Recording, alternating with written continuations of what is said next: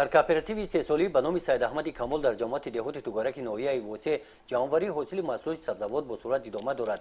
خواجگیداران مقصد دارند از مساحت 4 گکتار زمین 60 تن سبزوات جمع آورده و فدراسیای روسیه سودیرот نمایند.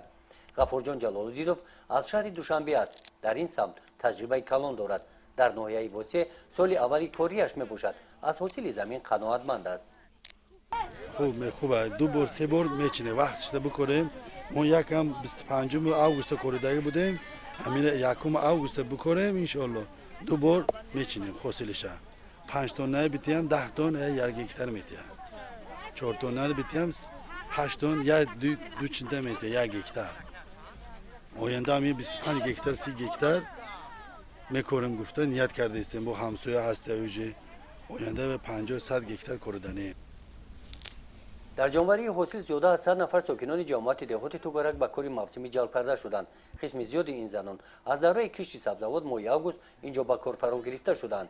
از شرایط محنت آنها راضی هستند. 2 ماه شده است که ما در اینجا شوه کرده شدیم و همین دارو دادیم و حاصل خود را در اینجا چینده جمع. شرایط محنت چخیله؟